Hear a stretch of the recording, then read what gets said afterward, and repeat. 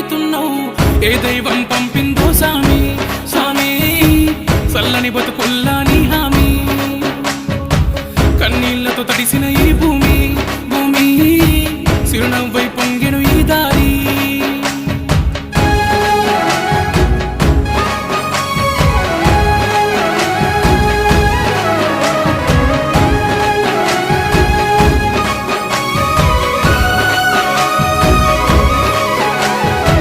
పేదోడంటే నీకు ఎందుకు ప్రేమయ్యా, పేదోడంటే నీకు ఎందుకు ప్రేమయ్యా.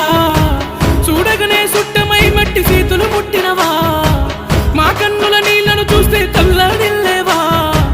దయగల్లా గుండె నీదన్నా హర్ష సాయన్న